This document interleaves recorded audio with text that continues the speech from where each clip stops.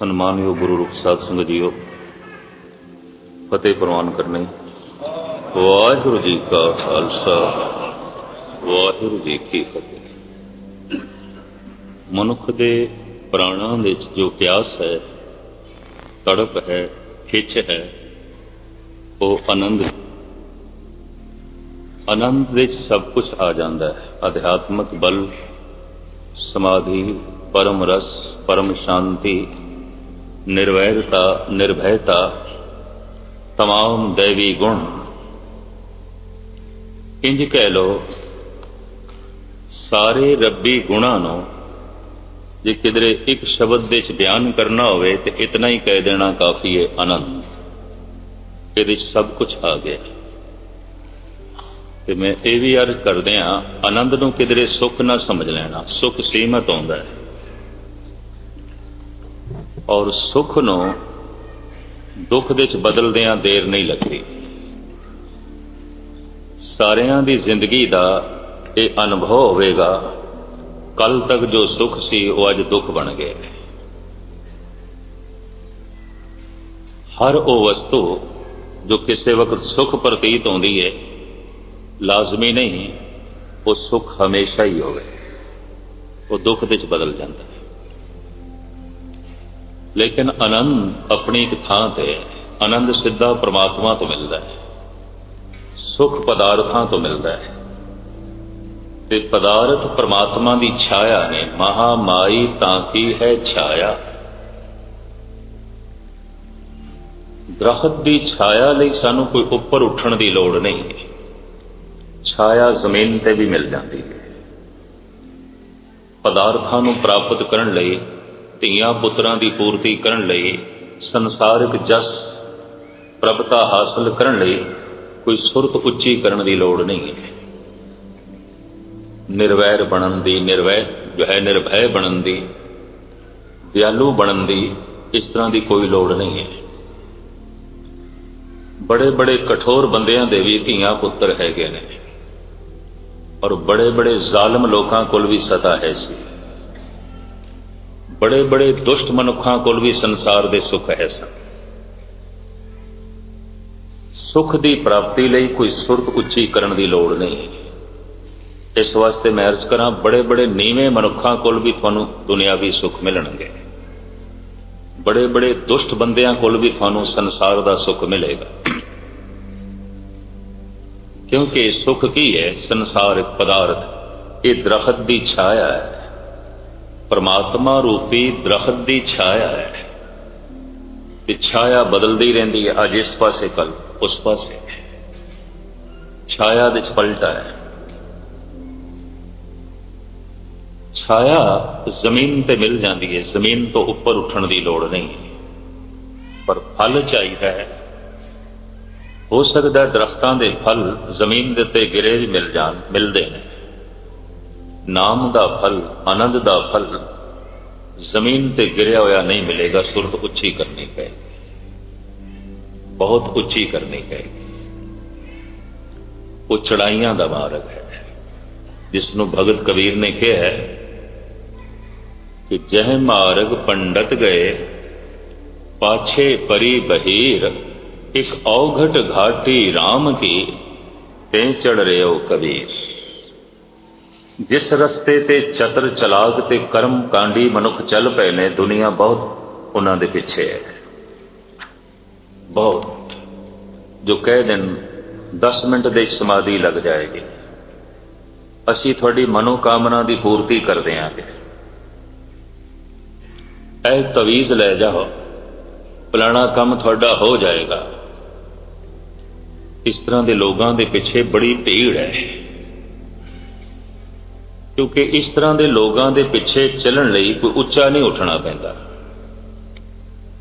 ये भी मैं अर्ज करते हैं, कतई उच्चा नहीं उठना पैंदा। पर जे कबीर के पिछे चलना होवे, कबीर ते घाटी का मार्ग, पहाड़ी रस्ता। कबीर का ज्ञान किसी महान अवतारी पुरुष को घट नहीं है, पर कबीर के पिछे कोई भीड़ नहीं है। ਕਬੀਰ ਨਿਵਾਣ ਦਾ ਰਸਤਾ ਨਹੀਂ ਚੁਣਦੇ, ਇਹ ਚੜਾਈਆਂ ਦਾ ਮਾਰਗ। ਇੱਕ ਔਗਟ ਘਾਟੀ ਰਾਮ ਦੀ ਤੈਂ ਚੜ ਰਿਓ ਕਬੀਰ, ਇੱਕ ਵਿਖੜੀ ਘਾਟੀ ਤੇ ਮੈਂ ਚੱਲ ਰਿਹਾ। ਕਬੀਰ ਕਹਿੰਦੇ ਨੇ ਮੇਰੇ ਅੱਗੇ ਕੋਈ ਨਹੀਂ ਕਿ ਮੇਰੀ ਢਾਰਸ ਵੱਜੇ ਕਿ ਮੈਥੋਂ ਅੱਗੇ ਵੀ ਕੋਈ ਜਾ ਰਿਹਾ, ਪਰ ਮੇਰੇ ਪਿੱਛੇ ਵੀ ਕੋਈ ਨਹੀਂ। ਪਤਾ ਉਸ ਰਸਤੇ ਨੂੰ ਉਜੜਿਆ ਹੋਇਆ ਰਸਤਾ ਕਹਿੰਦੇ ਨੇ ਜਿਸ ਤੇ ਕੋਈ ਚਲੇ ਨਾ। ਕਹਿੰਦੇ ਰਸਤਾ ਉਜੜ ਗਿਆ, ਕਿਉਂ? ਕੋਈ ਚੱਲਦਾ ਹੀ ਨਹੀਂ। ਪਤਾ ਨਹੀਂ ਦੋ ਸ਼ਬਦ ਬਰਦਾਸ਼ਤ ਕਰੋਗੇ ਕਿ ਨਹੀਂ। ਸਾਰੇ ਰਸਤਿਆਂ ਦੇ ਉੱਤੇ ਵਸੇਬੇ ਬੜੇ ਨੇ, ਬੜੀਆਂ ਰੌਣਕਾਂ ਨੇ, ਇੱਕ ਧਰਮ ਦਾ ਮਾਰਗ ਹੀ ਮੈਨੂੰ ਉਜੜਿਆ ਹੋਇਆ ਦਿਖਾਈ ਦਿੰਦਾ। ਇਸ ਵਾਸਤੇ ਬੇਸ਼ਤਰ ਚਰਚ ਸੁੰਨੇ ਹੋ ਗਏ ਨੇ, ਉਜੜ ਗਏ ਨੇ। ਬੇਸ਼ਤਰ ਮਸਜਿਦਾਂ ਬਿਲਕੁਲ ਸੁੰਨੀਆਂ ਹੋ ਗਈਆਂ, ਸਨਾਟਾ ਛਾਇਆ, ਔਰ ਬੇਸ਼ਤਰ ਗੁਰਦੁਆਰੇ ਖਾਲੀ। ਕੋਈ ਅੰਮ੍ਰਿਤ ਵੇਲੇ ਉਮੰਗ ਤੇ ਤਰੰਗ ਲੈ ਕੇ ਆਏ ਹੋਵਨ, ਇਸ ਤਰ੍ਹਾਂ ਦੁਨੀਆ ਦੇ ਸਾਰੇ ਗੁਰਦੁਆਰਿਆਂ 'ਚ ਇਸ ਤਰੀਕੇ ਦੇ ਨਾਲ ਗੱਲ ਨਹੀਂ ਹੈ। ਇਸ ਨੂੰ ਇੱਕ ਮਹਾਨ ਸ਼ਾਇਰ ਇੰਜ ਕਹਿੰਦਾ ਹੈ, ਕਾਫਲੇ ਜਾਂ बढ़ गए या मिट गए रास्ते सुनसान नजर आते। ਕਹਿੰਦਾ ਰੱਬ ਦੇ ਮਾਰਗ ਤੇ ਜਿਹੜੇ ਚਲੇ ਸਨ ਕੁਝ ਤੇ ਪਹੁੰਚ ਗਏ, ਕੁਝ ਰਸਤੇ 'ਚ ਹੀ ਖੱਪ ਗਏ। ਇਹ ਕਹਿੰਦਾ ਹੁਣ ਤੇ ਰਸਤਾ ਉਜੜਿਆ ਹੋਇਆ ਦਿਖਾਈ ਦਿੰਦਾ, ਉਜੜਿਆ ਹੋਇਆ। ਚਲਿਆ ਸੀ ਕਿਸੇ ਵਕਤ ਰਵਿਦਾਸ, ਜੁੱਤੀਆਂ ਗੰਢਣ ਵਾਲੇ ਤੇ ਜੁੱਤੀਆਂ ਬਣਾਉਣ ਵਾਲੇ ਮੋਚੀ ਤੁਹਾਨੂੰ ਸਾਰੀ ਦੁਨੀਆ 'ਚ ਮਿਲਣਗੇ। ਮਜਾਲ ਇਹਨਾਂ 'ਚ ਕੋਈ ਰਵਿਦਾਸ ਬੈਠਾ ਹੋਵੇ ਨਹੀਂ। ਕੱਪੜੇ ਬੁਣਨ ਵਾਲੇ ਤੇ ਕੱਪੜਿਆਂ ਨੂੰ ਛਿੰਬਣ ਵਾਲੇ, ਕੱਪੜਿਆਂ ਨੂੰ ਰੰਗ ਦੇਣ ਵਾਲੇ ਛੀਂਬੇ ਤੁਹਾਨੂੰ ਸਾਰੀ ਦੁਨੀਆ 'ਚ ਮਿਲਣਗੇ। ਪਰ ਇਸ ਤਰ੍ਹਾਂ ਦਾ ਨਾਮਦੇਵ ਜੋ ਕੱਪੜਿਆਂ ਨੂੰ ਰੰਗ ਚਾੜਦਿਆਂ ਚਾੜਦਿਆਂ ਆਪਣੇ ਮਨ ਨੂੰ ਵੀ ਰੰਗ ਚਾੜ ਦੇਵੇ, ਤੇ ਜਿਹੜਾ ਕੱਪੜੇ ਰੰਗਾਉਣ ਲਈ ਆਵੇ ਉਹਨੂੰ ਵੀ ਰੰਗ ਦੇ ਦੇ। ਰੰਗਨ ਰਾਂਗੋਂ ਸੀਵਨ ਸੀਵੋਂ, ਰਾਮ ਨਾਮ ਬਿਨ ਹਰੀ ਨਾ ਜੀਵੋਂ। ਸ਼੍ਰੀ ਨਾਮਦੇਵ ਕਹਿੰਦੇ ਮੇਰਾ ਕੱਪੜੇ ਮੈਂ ਨਹੀਂ ਰੰਗਦਾ, ਮਨ ਵੀ ਰੰਗਦਾ। ਔਰ ਜਿਹੜੇ ਕੱਪੜੇ ਰੰਗਾਉਣ ਲਈ ਆਉਂਦੇ ਨੇ, ਨਿਰੇ ਉਹਨਾਂ ਦੇ ਕੱਪੜੇ ਨਹੀਂ ਰੰਗਦਾ, ਉਹਨਾਂ ਦੇ ਮਨ ਵੀ ਰੰਗਦੇ ਨੇ। ਰਵਿਦਾਸ ਨਿਰੀਆਂ ਜੁੱਤੀਆਂ ਨਹੀਂ ਗੰਢਦਾ, ਇਧਰ ਜੁੱਤੀ ਗੰਢੀ ਜਾ ਰਿਹਾ ਹੈ, ਇਤਰਾ ਮਨ, ਆਪਣਾ ਮਨ ਪ੍ਰਭੂ ਨਾਲ ਗੰਢੀ ਜਾ ਰਿਹਾ। ਤੇ ਜਿਹੜਾ ਜੁੱਤੀ ਗੰਢਾਉਣ ਲਈ ਆ ਰਿਹਾ ਹੈ, ਕੋਸ਼ਿਸ਼ ਕਰ ਰਿਹਾ ਹੈ ਇਹਦਾ ਮਨ ਵੀ ਗੰਢਾ। ਇਹ ਦੋ ਤਰ੍ਹਾਂ ਦਾ ਮੋਚੀ ਹੈ। ਐਸਾ ਚਮਾਰ ਅਗਲੇ ਦੀ ਜੁੱਤੀ ਵੀ ਗੰਢ ਰਿਹਾ ਹੈ, ਅਗਲੇ ਦਾ ਮਨ ਵੀ ਗੰਢ ਰਿਹਾ। ਜੁੱਤੀ ਗੰਢਦਿਆਂ ਗੰਢਦਿਆਂ ਰੱਬ ਦੀ ਗੱਲ ਸੁਣਾਈ ਜਾਂਦਾ। ਜੁੱਤੀਆਂ ਗੰਢਦਿਆਂ ਗੰਢਦਿਆਂ ਪਰਮਾਤਮਾ ਦੀ ਲਗਨ ਪੈਦਾ ਹੋ ਸਕੇ ਐਸੀ ਗੱਲ ਕਰੀ ਜਾਂਦਾ। ਕੱਪੜਿਆਂ ਨੂੰ ਰੰਗਦਿਆਂ ਰੰਗਦਿਆਂ ਦੂਜਿਆਂ ਦੇ ਦਿਲ ਦਿਮਾਗ ਨੂੰ ਰੰਗਣ ਦੀ ਕੋਸ਼ਿਸ਼ ਕਰ ਰਿਹਾ ਹੈ ਨਾਮਦੇਵ। ਸਿਰਫ ਤਾਣਾ ਪੇਟਾ ਇੱਕ ਕਰਕੇ ਕਬੀਰ ਕੱਪੜੇ ਨਹੀਂ ਬੁਣਦਾ, ਬਲਕਿ ਸੁਰਤ ਤੇ ਸ਼ਬਦ ਨੂੰ ਵੀ ਇੱਕ ਕਰਦਾ ਹੈ, ਜੀਵ ਤੇ ਬ੍ਰਹਮ ਨੂੰ ਵੀ ਇੱਕ ਕਰਦਾ ਹੈ। ਉਹ ਐਸਾ ਜੁਲਾਹਾ ਹੈ। ਨਮਾਜ਼ੀ ਤੇ ਬੜੇ ਨੇ, ਪਰ ਫਰੀਦ ਜੈਸਾ ਨਮਾਜ਼ੀ ਲੱਭਣਾ ਬਹੁਤ ਔਖਾ ਹੈ, ਬਹੁਤ ਕਠਿਨ ਹੈ। ਕਾਫਲੇ या बढ़ गए या मिट गए रास्ते सुनसान नजर आते हैं। इकबाल कहता है चले सन खुदा दे रस्ते ते जो, कुछ ते पहुंच गए, कुछ रस्ते च ही दम तोड़ गए। रस्ते सुनने पे ने, उजड़े हुए ने। इस सदी दे अगर कोई मार्ग उजड़िया है तो सिर्फ धर्म का। बड़ी रौनक है थिएटरां दे, क्लबां दे, अयाशी दे अड्डियां दे, जुए खानियां दे, मैखानियां दे, बड़ी रौनक। रास्ते सुनसान नजर आते हैं। कारण ये रास्ता पहाड़ी रास्ता है, चढ़ाई का रास्ता है, ते हर बंदा चढ़ाइयां ते नहीं चढ़ सकता। चाहे शरीर करके चढ़ना होवे ਤਾਂ ਵੀ ਕਠਨ ਹੈ, ਚਾਹੇ ਸੁਰਤ ਕਰਕੇ ਚੜਨਾ ਹੋਵੇ ਤਾਂ ਵੀ ਕਠਨ। ਧਰਮ ਦਾ ਮਾਰਗ ਹੈ ਸੁਰਤ ਨੂੰ ਉੱਚਾ ਕਰਨਾ। ਛਾਇਆ ਦੁਨਿਆਵੀ ਸੁੱਖ ਤੇ ਜ਼ਮੀਨ ਤੇ ਵੀ ਮਿਲ ਜਾਣਗੇ, ਕਿਉਂਕਿ ਦਰਖਤ ਦੀ ਛਾਂ ਜ਼ਮੀਨ ਤੇ ਉੱਚਾ ਉੱਠਣ ਦੀ ਲੋੜ ਨਹੀਂ। ਧਨਵਾਨ ਬਣਨ ਲਈ ਲਾਜ਼ਮੀ ਨਹੀਂ ਹੈ ਕਿ ਕੋਈ ਸੰਤੋਖੀ ਵੀ ਬਣੇ। ਧੀਆਂ ਪੁੱਤਰ ਦੀ ਪ੍ਰਾਪਤੀ ਕਰਨ ਲਈ ਲਾਜ਼ਮੀ ਨਹੀਂ ਕਿ ਕੋਈ ਜਪ ਤਪ ਵੀ ਕਰੇ। ਧੀਆਂ ਪੁੱਤਰ ਤੇ ਪਸ਼ੂ ਪੰਛੀਆਂ ਦੇ ਵੀ ਆਉਂਦੇ ਨੇ, ਔਲਾਦ ਤੇ ਉਹਨਾਂ ਦੀ ਵੀ ਆਉਂਦੀ ਹੈ। ਸਾਰ ਕਿਤਾਵਲੀ ਦਾ ਕਰਤਾ ਕਹਿੰਦਾ ਹੈ, ਨਿੰਦਰਾ ਆਲਸ ਭੋਗ ਭੈ ਇਹ ਪਸ ਪੁਰਖ ਸਮਾਨ, ਨਰਨ ਗਿਆਨ ਨਿਜ ਅਧਿਕਤਾ ਗਿਆਨ ਬਿਨਾ ਪਸ਼ੂ ਜਾਨ। ਰੱਬੀ ਗਿਆਨ ਤੋਂ ਬਿਨਾ ਮਨੁੱਖ ਦੀ ਕੀ ਭੁੱਖਤ ਹੈ? ਕੁਝ ਵੀ ਨਹੀਂ। ਤਾਂ ਖੈਰ ਮੈਂ ਅਰਜ਼ ਕਰਾਂ, ਮਨੁੱਖ ਦੇ ਪ੍ਰਾਣਾਂ ਵਿੱਚ ਪਿਆਸ ਤੇ ਐਸੀ ਹੈ ਕਿ ਐਸਾ ਸੁੱਖ ਮਿਲੇ ਜਿਹੜਾ ਦੁੱਖ ਦੇ ਚ ਨਾ ਬਦਲੇ, ਉਸੇ ਨੂੰ ਆਨੰਦ ਕਹਿੰਦੇ ਨੇ। ਐਸਾ ਜੀਵਨ ਮਿਲੇ ਜੋ ਮੌਤ ਦੇ ਚ ਨਾ ਬਦਲੇ, ਉਸੇ ਨੂੰ ਆਨੰਦ ਕਹਿੰਦੇ ਨੇ। ਐਸਾ ਸੁਹੱਪਣ ਮਿਲੇ ਜੋ ਕਰੂਪਤਾ ਦੇ ਚ ਨਾ ਬਦਲੇ, ਉਸੇ ਨੂੰ ਆਨੰਦ ਕਹਿੰਦੇ ਨੇ। ਔਰ ਐਸਾ ਨਫਾ ਝੋਲੀ ਦੇ ਚ ਪਵੇ ਜੋ ਨੁਕਸਾਨ ਦੇ ਚ ਨਾ ਬਦਲੇ, ਉਸੇ ਨੂੰ ਆਨੰਦ ਕਹਿੰਦੇ। ਆਨੰਦ ਆਨੰਦ ਸਭ ਕੋ ਕਹੇ, ਆਨੰਦ ਗੁਰੂ ਤੇ ਜਾਣਿਆ। ਮੈਂ ਫਿਰ ਅਰਜ਼ ਕਰਾਂ, ਸੁਖ ਪਦਾਰਥਾਂ ਤੋਂ ਵੀ ਮਿਲ ਜਾਂਦਾ ਹੈ, ਆਨੰਦ ਪਰਮਾਤਮਾ ਤੋਂ ਮਿਲੇਗਾ। ਸੁਖ ਪਰਿਵਾਰ ਤੋਂ ਵੀ ਮਿਲ ਸਕਦਾ ਹੈ, ਆਨੰਦ ਨਿਰੰਕਾਰ ਤੋਂ ਮਿਲੇਗਾ। ਔਰ ਆਨੰਦ ਕੀ ਹੈ? ਇਹ ਜੋ ਮਨੁੱਖ ਦੇ ਪ੍ਰਾਣਾਂ ਵਿੱਚ ਪਿਆਸ ਹੈ, ਐਸੀ ਜ਼ਿੰਦਗੀ ਮਿਲੇ ਜੋ ਮੌਤ ਦੇ ਚ ਨਾ ਬਦਲੇ, ਐਸੀ ਜਵਾਨੀ ਮਿਲੇ ਜੋ ਬੁਢੇਪੇ ਦੇ ਚ ਨਾ ਬਦਲੇ, ਐਸਾ ਸੁਖ ਮਿਲੇ ਜੋ ਦੁੱਖ ਦੇ ਚ ਨਾ ਬਦਲੇ, ਐਸੀ ਇੱਜ਼ਤ ਮਿਲੇ ਜਿਹਦੇ ਥੱਲੇ ਬੇਇੱਜ਼ਤੀ ਬਿਲਕੁਲ ਨਾ ਹੋਵੇ, ਐਸੀਆਂ ਖੁਸ਼ੀਆਂ ਮਿਲਣ ਜਿਹਦੇ ਪਿੱਛੇ ਗਮ ਬਿਲਕੁਲ ਨਾ ਹੋਵੇ। ਬਸ ਇਸੇ ਨੂੰ ਆਨੰਦ ਕਹਿੰਦੇ ਨੇ।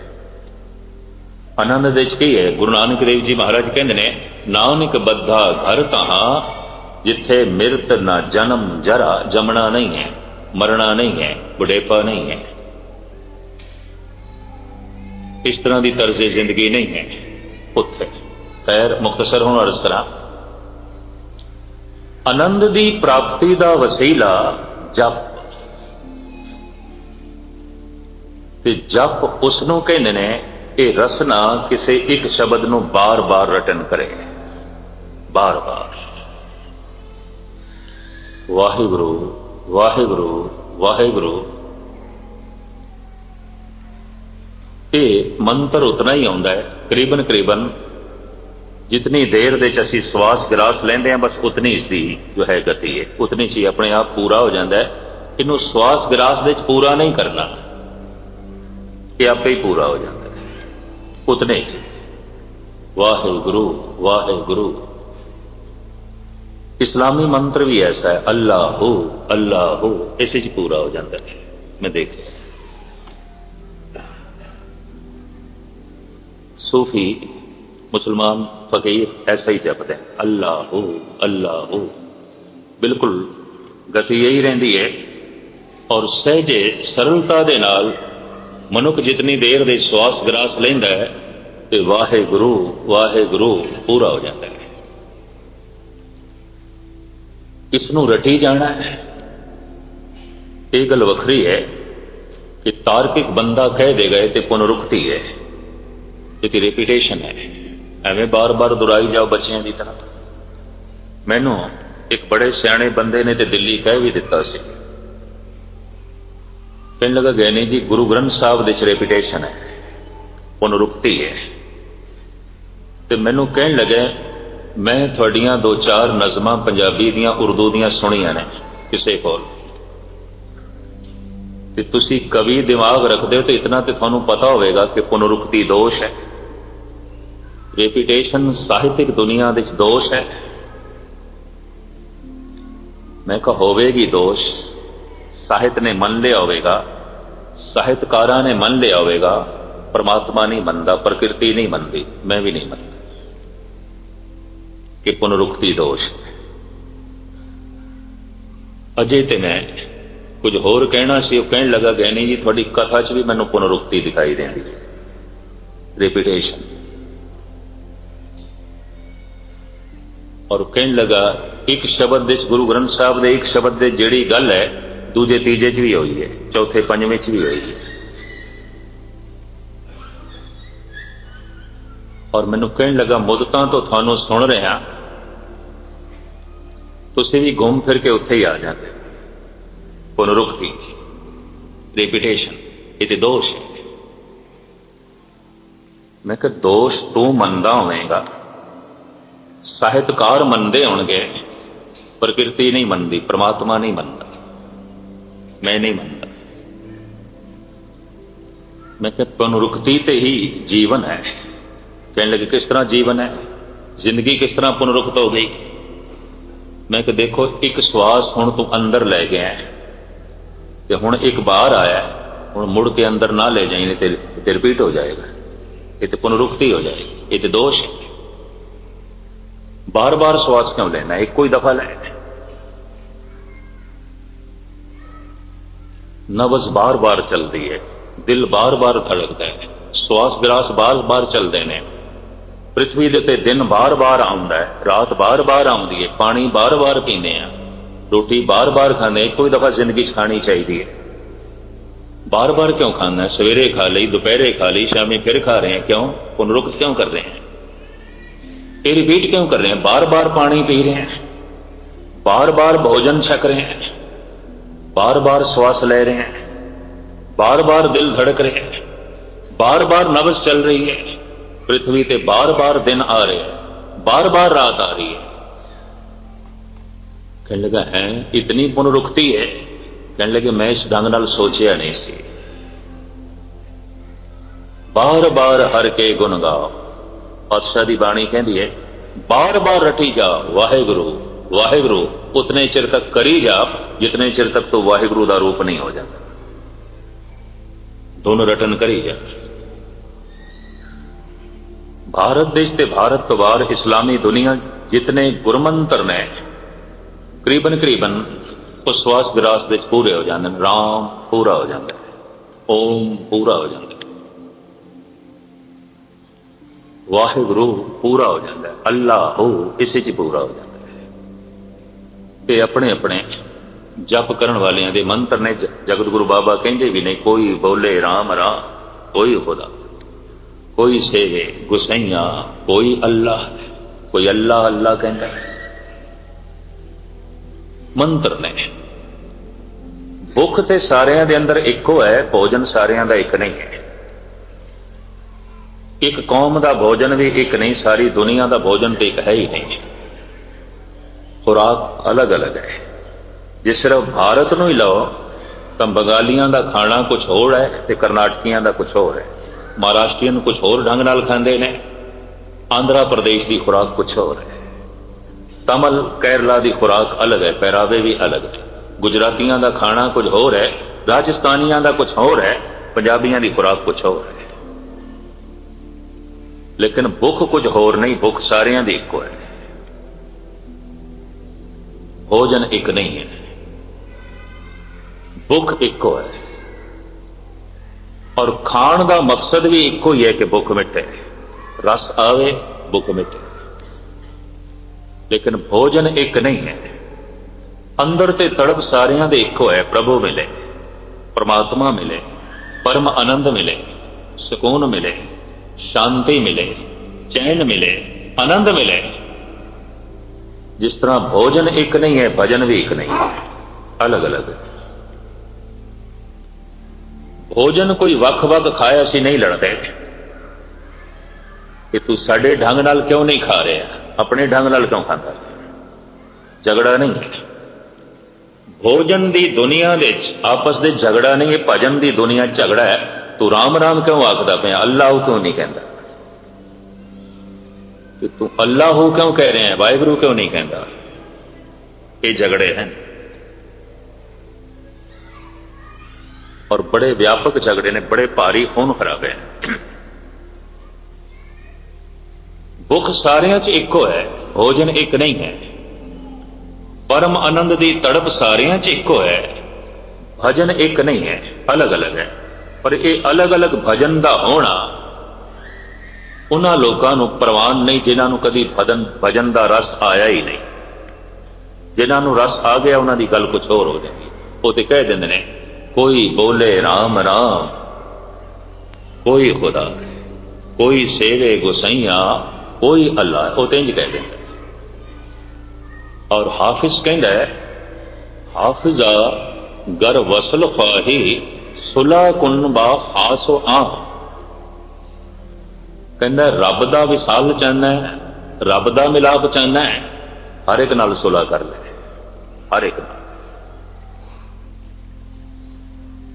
और हाफिज ते कहते सन उही रब दे नेड़े है जो संसार दे नेड़े है, वही खुदा दे नेड़े है जो मखलूक दे नेड़े है। जो मखलूक तो दूर है खुदा तो भी दूर है, जो बंदियां तो दूर है हो नहीं सकता वो रब दे नेड़े होवे। ਜਿਹੜੇ विचार बंदे नूं बंदे नाल ना मिलन देण, यकीन जानना वो विचार बंदे नूं रब नाल भी नहीं जुड़न देणगे, पक्की गल। ਜਿਹੜੇ विचार मनुख ते मनुख दे विचकार दीवार खड़ी कर देन, ਉਹ विचार मनुख ते खुदा दे विचकार भी दीवार समझ लेने चाहिए ने। मनुख ते परमात्मा दे विचकार भी दीवार समझ लेने चाहिए। मनुख ते मैं समझदा सदियां तो अनंत काल तो दीवारां ही खड़ी करी जा रहे, नवीआं तो नवीआं, पुरानियां टुटदियां नहीं पियां, नवीआं होर खड़ियां हो रही। पुराने मसले हल नहीं होंदे, नवे होर। बंदा बंदे तो दूर होंदा गया, बहुत दूर। भावें साइंस बड़ी नेड़े ले आई है, अज कोई दूरी जमीन की दूरी ते नहीं रही, पर बंदा बंदे तो बहुत दूर हो गए, मनुख मनुख तो बहुत दूर है। पाकिस्तान ते पड़ोस देश है, हिंदुस्तान तो बहुत दूर है, बड़ा दूर है। जमीन दे तल ते नहीं, हिरदे दे तल ते बड़ियां दीवारां खड़ियां ने, बड़ियां दीवारां खड़ियां ने, मिलना ही औखा है। ते पाकिस्तान की तो गल छड्डो, हिंदुस्तान दे रहण वाले हिंदू ते मुसलमान बहुत दूर ने, बहुत दूर ने, बड़ी भयंकर दूरी है। राम ते खुदा दी बहुत वड्डी दूरी है, भावें दूरी नहीं है पर मनुख ने कर दी। राम खुदा दे नेड़े नहीं है, खुदा राम दे नेड़े नहीं है। इस वास्ते सारे हिंदू समाज का जोर सी मस्जिद गिरा देईए, इत्थे खुदा दी गूंज आउंदी है। और सारे मुसलमानों की कोशिश से मस्जिद नूं बचाईए। या किसी वक्त बाबर ने मंदिर गिराया, बाबर को ताकत आई, उसने मंदिर गिरा के मस्जिद खड़ी की थी। अजोके सत्ताधारियों को सत्ता आई, इन्होंने मस्जिद गिरा के मंदिर खड़ा कर दिता। एक ने मंदिर गिराया, एक ने मस्जिद गिराई। ये सामने है। जब मंदिर गिरिया सी, हजारां हिंदू जारो जार रोए सन। जब मस्जिद गिरी सी, तड़पे सन मुसलमान इस तरह जिवें जल तो बिना मछली तड़पदी। तो बड़ी अफरा तफरी मची सी।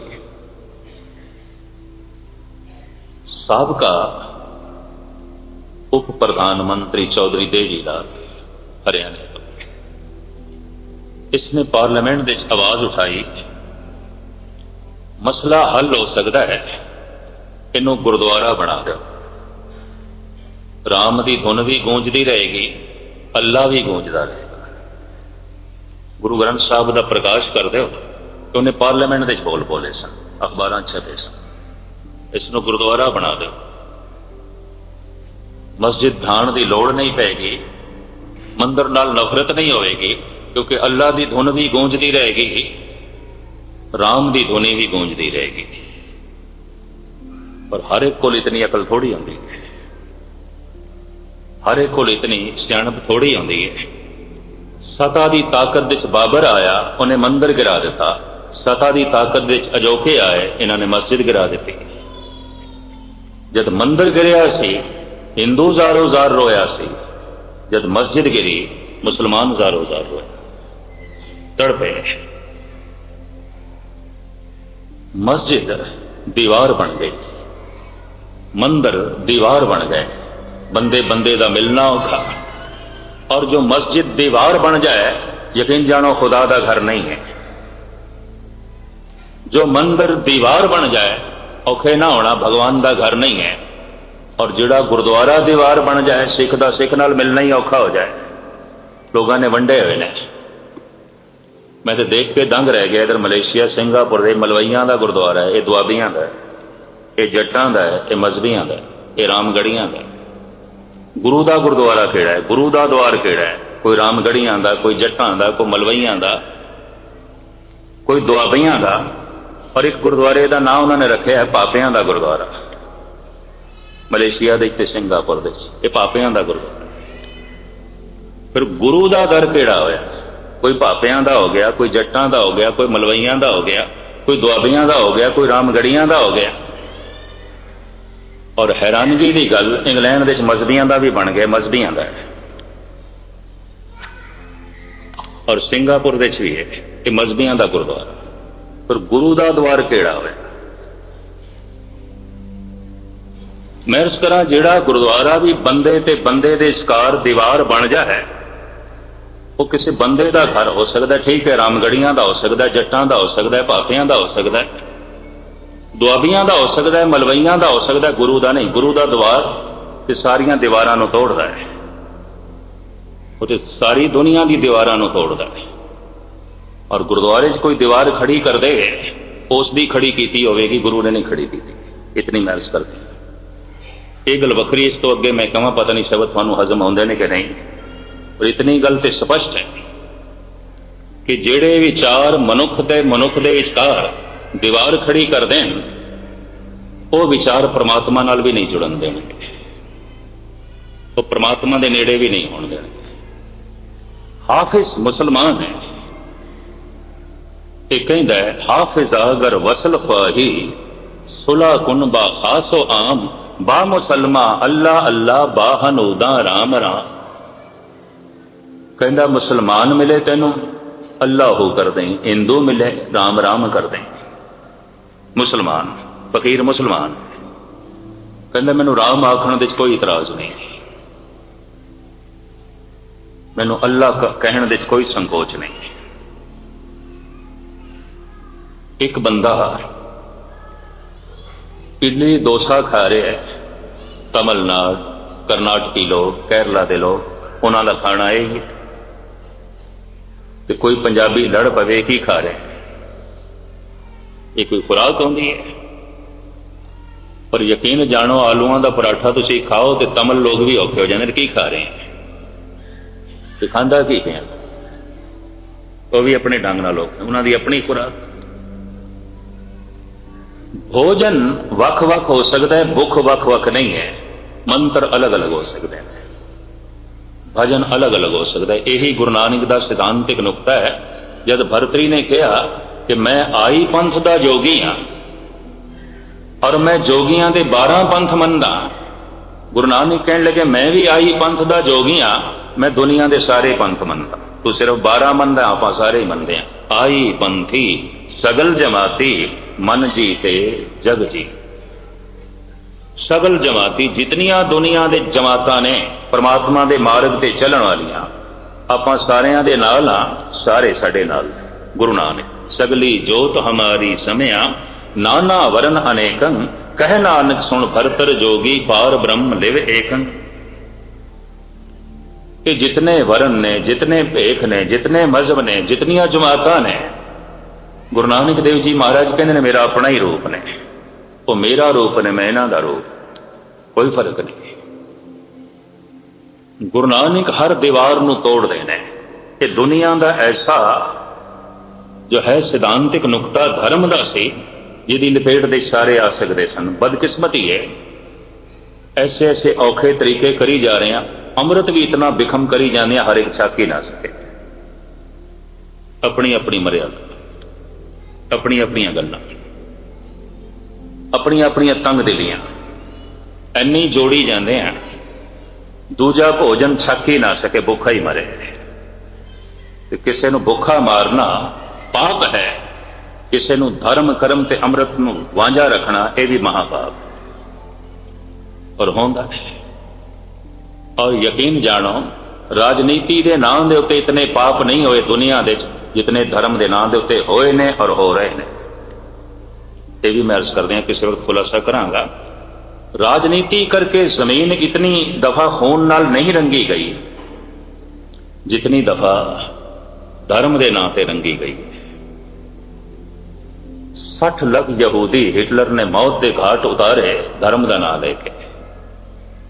ये यहूदी ने इन्होंने ईसा नूं सूली ते चाड़िया, कतल कर दो, मार दो, जिंदा रहने का कोई हक नहीं, कसूर एक दा होवे सारियां नूं चाड़ो फांसी ते।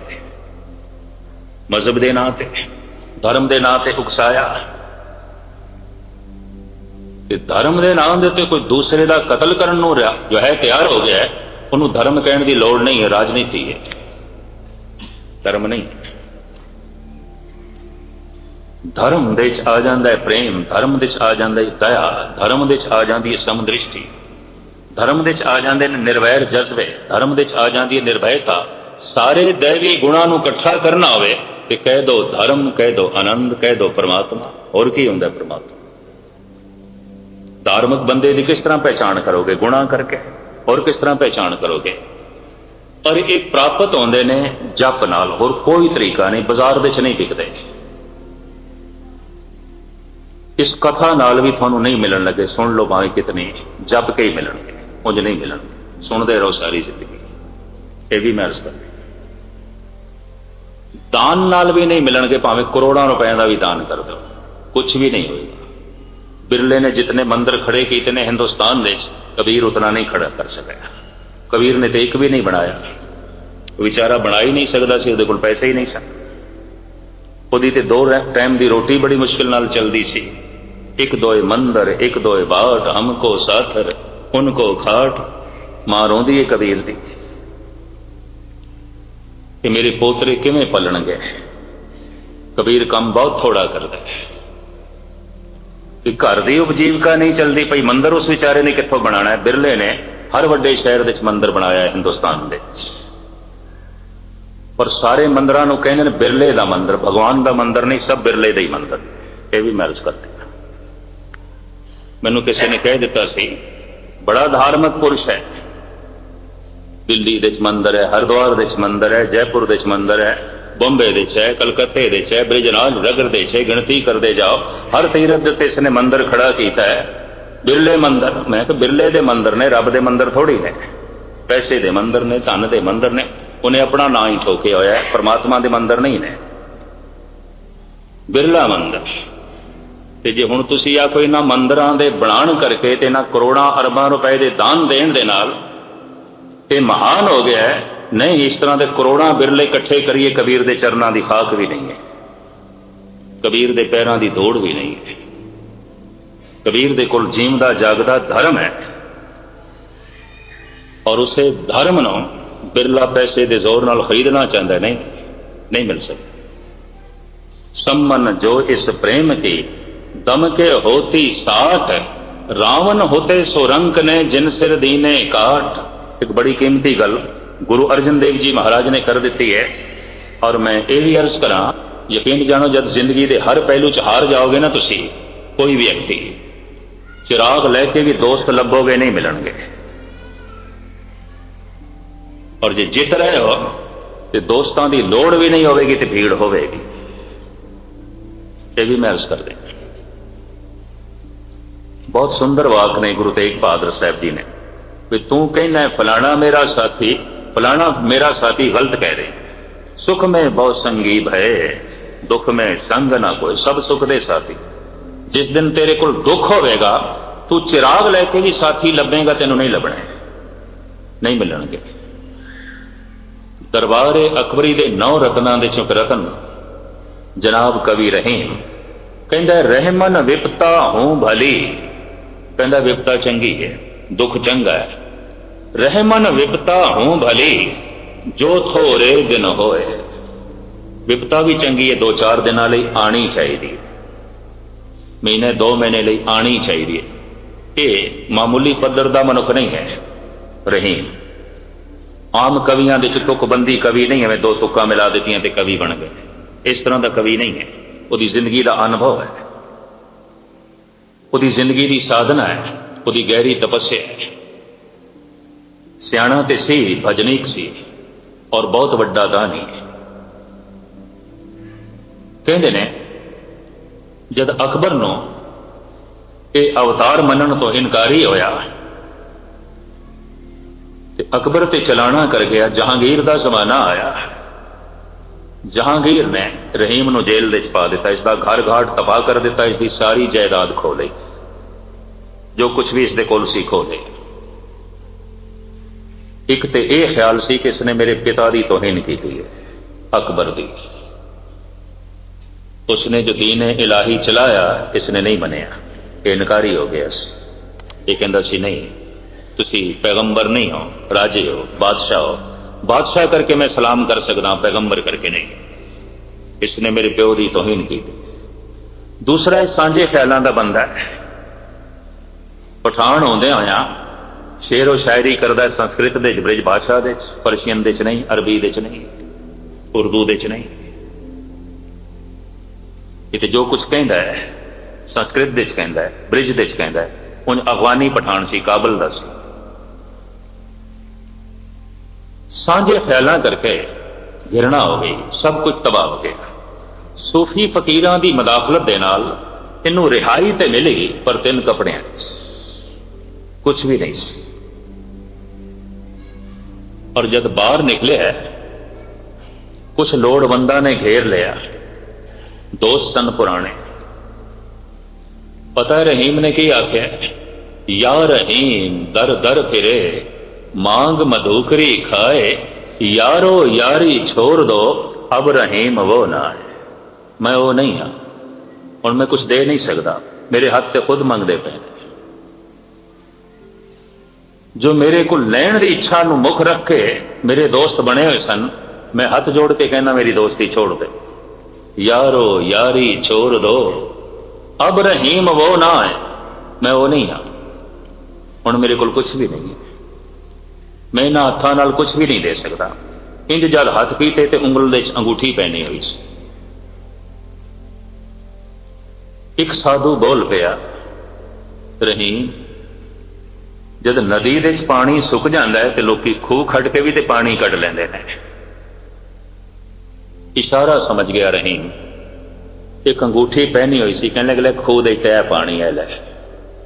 इस तरह का दानी बोल कुछ भी नहीं, खूह दे ते पानी है लै। वो अंगूठी भी दे दी, मधुखड़ी मंगता रहा। इस तरह उसने अपनी जो है जिंदगी व्यतीत की थी। और इसने क्या है, हजारों की भीड़ जो मेरे कोल आउंदी सी, मेरे दोस्त, मेरे हमसाए, मेरे रिश्तेदार, मेरे संबंधी, अज चिराग लैके भी नहीं लभदे। इसके मुंह ये बोल निकले ने, रहमन विपता हूं भली जो थोरे दिन होए, हित अनहित सब जगत में जान परत सब कोए। कहंदा विपता चंगी है बशर्ते थोड़े दिनां लई आवे, उदों पता चल जाता है अपना कौन है ते पराया कौन है, पता चल जाता है दोस्त कौन है ते दुश्मन कौन है। और उदों ही पता चल जाता है परमात्मा तो बिना होर कोई संगी बनन नूं तैयार नहीं, ईश्वर तो बिना होर कोई साथी बनन नूं तैयार नहीं। कोई साथी कोई रहिंदा है। इस वास्ते ही शायद उसनों आख्या गया है बेआसरियां दा आसरा। जब सारे ही आसरे टुट जाते हैं तो फिर एक आसरा ही है। इस वास्ते सियाणे कहते हैं पहले तो ही उसका आसरा पकड़, ताकि जिंदगी च कभी बेआसरा होवे ही ना। उसकी टेक पकड़, उसका जो है आसरा पकड़। धर्मंग विलंब पापंग, जो किसी जरूरी काम नूं कल ते सुट रहा है, वो जरूरी काम हो ही नहीं सकेगा, रह जाएगा। मनुख बहुत कुछ जरूरी कल ते सुटदा पिया, इसको ही पता चलता है कि बंदा खुद गैर जरूरी हो गया, कुछ भी नहीं। ये अमृत छकण नूं कल ते सुटदा है, ये शराब पीण अज ही पीनी है, हुण ही पीनी है। ये सच बोलण नूं कल ते सुटदा है, झूठ बोलना है अज ही बोलना है, हुणे ही बोलना है। ये किसी ते दया करन नूं कल ते सुटदा है, कठोरता नाल पेश आना है अज ही आना है। ये हकीकत है। जद भी कोई हार जाता है संगी साथी नहीं लभदे हुंदे, तमिलनाडु के लोग रावण की पूजा करते हैं, केरला के वासी तमिल लोग। पार्लीमेंट के भी आवाज़ उठी सी तमिल लोगों की तरफ, तमिल MP जिन्ने भी सन, भी ये अन्याय असी नहीं बर्दाश्त कर सकते कि साल दे साल साडा एक बजुर्ग उहदा पुतला जलाया जाए, उसकी बेइज्जती की जाए, ये असी नहीं बर्दाश्त कर सकते। ये आवाज़ पार्लीमेंट दे उठी, हिंदुस्तान की पार्लीमेंट, और उन्होंने बड़ी पुरजोर मंग की थी कि उत्तरी भारत अगर साल दे साल रावण की बेपती करेगा तो इसका रिएक्शन भी हो सकता है तमिलनाडु के, केरला के। ये उन्होंने धमकी भी दी, ये भी महसूस करते हैं। हिंदुस्तान इस तरह की आवाज़ उठ पई है, भावें हजारां साल बाद उठी है, लेकिन उठी है कि बंदा तो नेक सी, उसका कोई कसूर भी नहीं, और उसके आचरण इखलाक के उत्ते भी कोई आंच नहीं, उसने सीता से कोई जुल्म भी नहीं किया, उसकी कोई असमत नहीं लुटी। और इस गल का सबूत है कि अग्न परीक्षा दे कहते ने सीता कामयाब निकली। इतिहास लंबा चौड़ा इतिहास है, मुख्तसर जो है मैं अर्ज करा, जो जित जाए भगवान बन जाता है, जो हार जाए शैतान बन जाता है। जेतू के पीछे जगत चलता है, जो जित जाए। और यह हकीकत है, ऐसा भी समा गुरु गोबिंद सिंह जी महाराज को वेखना पिया, सिर्फ जिहड़े भी पंजी सिंह सन उन्होंने भी बिदावा लिख दिता। इसके कोल ते अन्न भी नहीं लगता, भुख गरीबी, तन दे कपड़े भी पट गए, इस गुरु दे नाल चल के की करना है। ऐ लो बिदावा, तुसी साडे गुरु नहीं, असी तुहाडे सिख नहीं। सुख में बहु संगी भय, दुख में संग न। जिस तो दुख मिलेगा मनुख उसका साथ छोड़ देगा, चाहे रब है तो चाहे गुरु ही क्यों नहीं। भरा दी ते गल छोड़, प्यो दी ते गल छोड़, पुत्र दी ते गल एक पासे, मित्र दी ते गल एक पासे, चाहे गुरु ते परमात्मा है ओदा भी साथ छोड़िया जा सकता है। इतिहास बिदावा लिख देता है,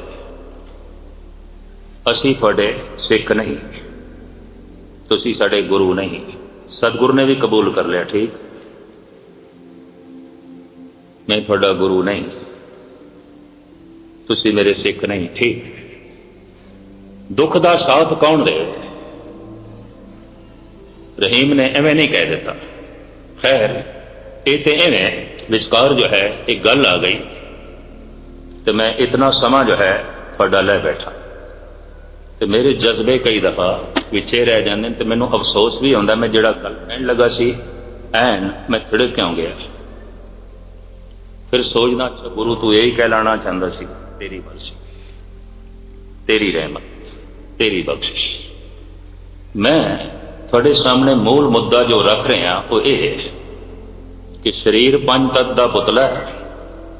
शरीर पंज ने, कर्म इंद्रे पंज ने, ज्ञान इंद्रे पंज ने, मूल विकार पंज ने। और गुरु गोबिंद सिंह जी महाराज ने खालसे की झोली च पाइया ने पंज बाणियां, और पंजवीं है आनंद, मंजिल है आनंद, पहुंचना है आनंद तक। आनंद सुख नहीं है, आनंद सुख दुख तो उच्ची अवस्था है, इतनी महज करते हैं। आनंद कोई सुख नहीं, सुख के चक्कर च ना पैना। हर सुख परिवार तो मिल जाता है, पदार्थों तो मिल जाता है, धन तो मिल जाता है, और हर सुख के पिछे दुख खड़ा है।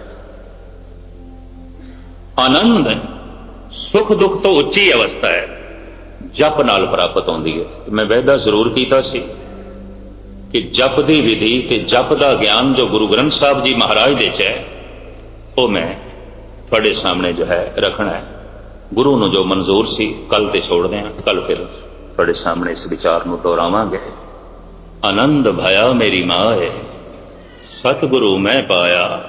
गुरु मिल गया, आनंद मिल गया, सुख दुख तो उच्ची अवस्था मिलती किवें? जप नाल। वास्तविक जप की है? किसी एक शब्द ਨੂੰ बार बार रटी जाना, रटी जाना, रटी जाना, ये जप है। विधि ढंग और इसकी अवस्था, इसकी रूपरेखा तुच्छ बुद्धि अनुसार ਜੋ ਕੁਝ ਦਾਸ ਨੇ ਪੜ੍ਹਿਆ ਇੱਕ ਪਾਠੀ ਦੀ ਤਰ੍ਹਾਂ ਪੜ੍ਹ ਕੇ ਤੁਹਾਨੂੰ ਸੁਣਾ ਦਿਆਂਗਾ। ਜਿਨ੍ਹਾਂ ਦਾ ਅਨੁਭਵ ਹੋਵੇਗਾ ਉਹਨਾਂ ਨੂੰ ਰਸ ਆ ਜਾਏਗਾ, ਔਰ ਜਿਹੜੇ ਇਸ ਮਾਰਗ ਦੇ ਪਾਂਦੀ ਨੇ ਉਹਨਾਂ ਨੂੰ ਸ਼ਾਇਦ ਕੋਈ ਸੋਚ ਸਮਝ ਵੀ ਜੋ ਹੈ ਮਿਲੇ।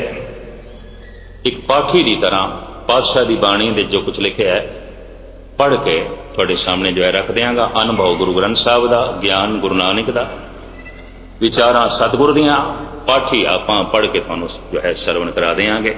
ਸਾਰਿਆਂ ਦਾ ਹਾਰਦਿਕ ਤੌਰ ਤੇ ਧੰਨਵਾਦ। ਭੁੱਲ ਚੁੱਕ ਦੀ क्षमा। ਵਾਹਿਗੁਰੂ ਜੀ ਕਾ ਖਾਲਸਾ।